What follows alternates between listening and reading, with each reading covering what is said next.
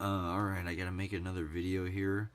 Kind of a remake of the one that I just posted this morning. Got the same dual choke ballast that I took out of this fixture right here.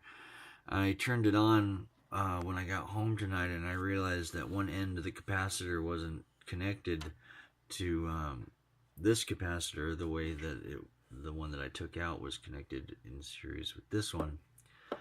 So I thought, well, maybe it doesn't need that capacitor to run. And sure enough, I completely disconnected the capacitor, and I went ahead and plugged it in just like this, and voila,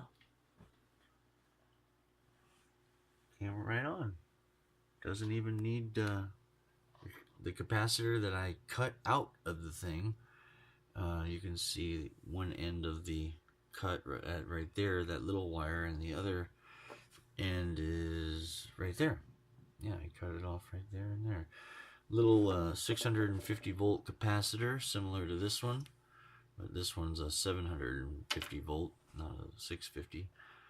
And I thought it actually needed the two capacitors to operate, but apparently I was wrong. So I just wanted to make another video here to replace the other one that I put up.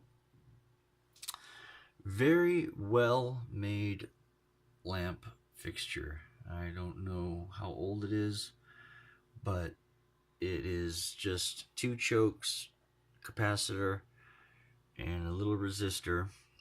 It's on there just kind of like that.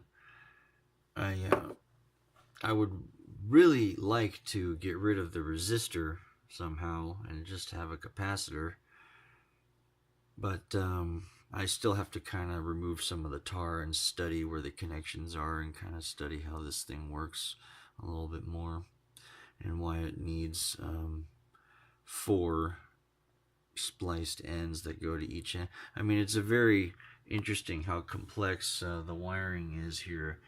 It's got the two yellow wires are split into 2 wires each, and each yellow wire has one end going to each bulb.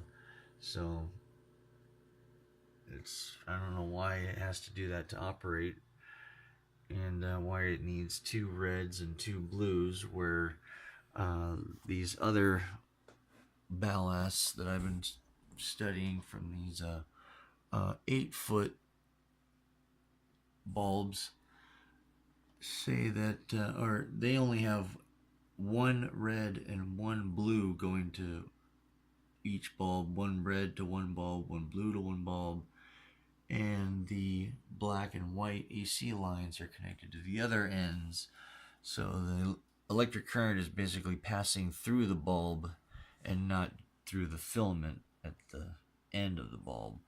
So that makes these bulbs actually a lot more durable, and in circumstances where the filament breaks inside the one end or both ends of the bulb, it still is able to light up with this particular ballast, because the current isn't going through the filament. It's actually going through the bulb from one end to the other as part of the AC line, and that's why you only need one end or one wire to be connected to just one end, and the AC line is connected to the other. Very interesting stuff.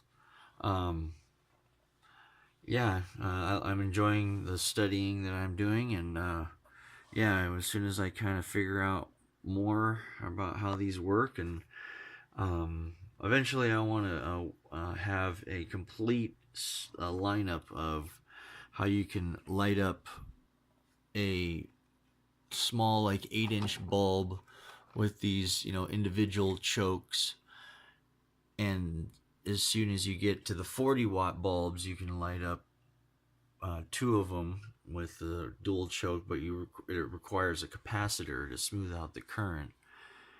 And I'm trying to keep the circuitry as basic and as few parts as physically possible.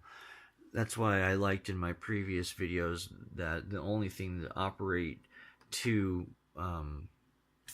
like two 2-footers or two 3-footer bulbs is all it requires is the choke for each bulb and the on-off teeter switch, which I have right here. You can see that inside the way it works is the middle one is the AC line, one end of the AC line, and this outer switch circuit that is open.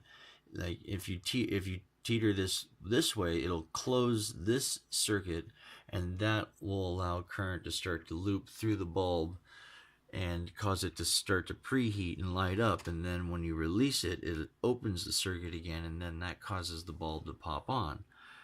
And when you want to turn it off, you just teeter it the other way, and this middle connection gets opened, and then it cuts the AC line, and then the bulb turns off. So and if you have another second line above, so you have three, you can light up 2 bulbs by teetering it this way, and then by teetering it that way, it cuts the one AC line and it turns both bulbs off. So with this one switch that is just opening and closing circuits, and with 2 choke ballasts like this, you can operate up to the 3-foot T12 fluorescent bulbs with nothing, with no capacitor, with no starter condenser, like these right here. You find these starter condensers in a lot of smaller fluorescent lamp fixtures, but they're not necessary. All you need is this type of switch that you can open and close the circuits with that specific wiring diagram that I uploaded in my previous video.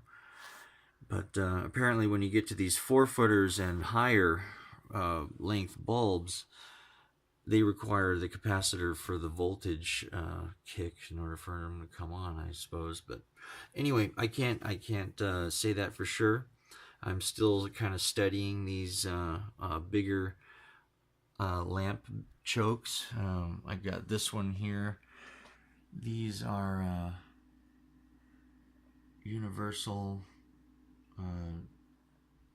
They say they only light up 73.5 watt bulbs, but they'll light up the F96 T12 8-footers.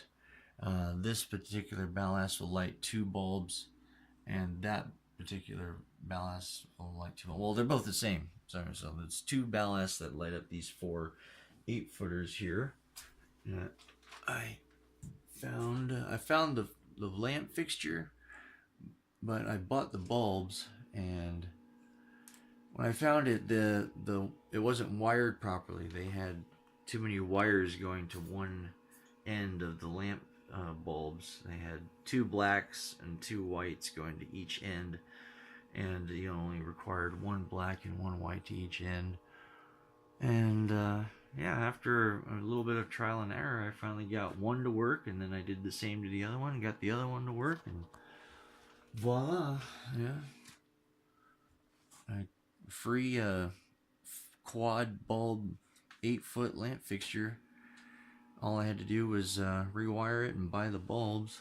And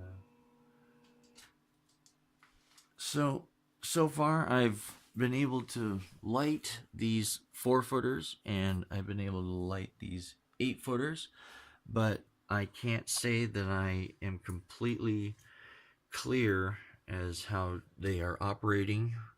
So I'm still studying, and as soon as I kind of have a better picture of how these are operating and how these work, I'll upload the video and share what I think I know.